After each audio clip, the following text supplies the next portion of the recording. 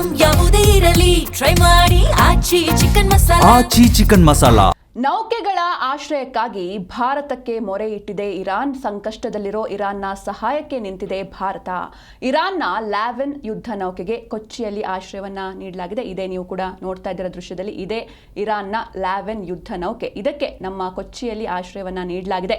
ಕೇರಳದ ಕೊಚ್ಚಿ ಬಂದರಿನಲ್ಲಿ ಡಾಕ್ ಮಾಡೋದಕ್ಕೆ ಪರ್ಮಿಷನ್ ಕೂಡ ನೀಡಲಾಗಿದೆ. ಈ ಒಂದು ಯುದ್ಧ ನೌಕೆಯಲ್ಲಿ 183 ಜನ ಸಿಬ್ಬಂದಿಗಳು ಇದ್ದಾರೆ. ನೌಕೆಗಳ ಆಶ್ರಯಕ್ಕಾಗಿ ಭಾರತಕ್ಕೆ ಮೊರೆ ಇಟ್ಟಿದೆ ಇರಾನ್.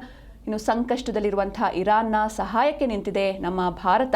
ಇರಾನ್ನ ಲ್ಯಾವೆನ್ ಯುದ್ಧ ನೌಕೆಗೆ ಕೊಚ್ಚಿಯಲ್ಲಿ ಆಶ್ರಯವನ್ನ ನೀಡಲಾಗಿದೆ. ಕೇರಳದ ಕೊಚ್ಚಿ ಬಂದರಿನಲ್ಲಿ ಡಾಕ್ ಮಾಡೋದಕ್ಕೆ ಪರ್ಮಿಷನ್ ನೀಡಲಾಗಿದೆ. ಐರಿಸ್ ಲಾವನ್ ಯುದ್ಧ ನೌಕೆಯಲ್ಲಿ 183 ಜನ ಸಿಬ್ಬಂದಿಗಳು ಕೂಡ ಇದ್ರು. ಅಂದರೆ ಇರಾನ್ನಲ್ಲಿ ಈ ಒಂದು ಯುದ್ಧದ ವಾತಾವರಣ ಯಾವಾಗ ಏನಾಗುತ್ತೆ ಅಂತಾನೆ ಗೊತ್ತಾಗ್ತಾ ಇಲ್ಲ. ಹೀಗಾಗಿ ಅಂದರೆ ಎಲ್ಲಿಗೆ ಬಂದು ಬಾಂಬ್ ಬೀಳುತ್ತೆ ಅಥವಾ ಎಲ್ಲಿಗೆ ಬಂದು ಕ್ಷಿಪಣಿಗಳು ಅಥವಾ ಮಿಸೈಲ್ಗಳು ಅಟ್ಯಾಕ್ ಮಾಡುತ್ತೆ ಅನ್ನೋದೇ ತಿಳಿತಾ ಇಲ್ಲ. ಹೀಗಾಗಿ ಅಲ್ಲಿರುವಂತಹ ಯುದ್ಧ ನೌಕೆಗಳಿಗೆ ಒಂದು ಆಶ್ರಯ ಬೇಕು, ಒಂದು ಸೇಫ್ ಪ್ಲೇಸ್ ಬೇಕು. ಹೀಗಾಗಿ ಭಾರತದ ಬಳಿ ರಿಕ್ವೆಸ್ಟ್ ಮಾಡಿದೆ ಇರಾನ್. ಇದರ ಜೊತೆಗೆ ಇರಾನ್ನ ಸಹಾಯಕ್ಕೆ ನಿಂತಿದೆ ಭಾರತ.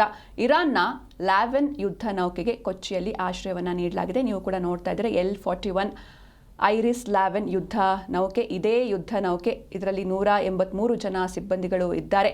ಕೇರಳದ ಕೊಚ್ಚಿ ಬಂದರಿನಲ್ಲಿ ಡಾಕ್ ಮಾಡೋದಕ್ಕೆ ಪರ್ಮಿಷನ್ ನೀಡಲಾಗಿದೆ. ಇರಾನ್ನ ಲ್ಯಾವೆನ್ ಯುದ್ಧ ನೌಕೆಗೆ ಕೊಚ್ಚಿಯಲ್ಲಿ ಆಶ್ರಯವನ್ನು ನೀಡಲಾಗಿದೆ. ಇರಾನ್ ಸಹಾಯಕ್ಕೆ ಬಂದು ಕೇಳಿದೆ ಭಾರತವನ್ನು. ಭಾರತ ಕೂಡ ಅದಕ್ಕೆ ಒಪ್ಪಿ ಆಶ್ರಯವನ್ನು, ಅಲ್ಲಿರುವಂತಹ ಇರಾನ್ನ ಯುದ್ಧ ನೌಕೆಗೆ ಆಶ್ರಯವನ್ನು ನೀಡೋದಕ್ಕೆ ಒಪ್ಪಿದೆ ಭಾರತ.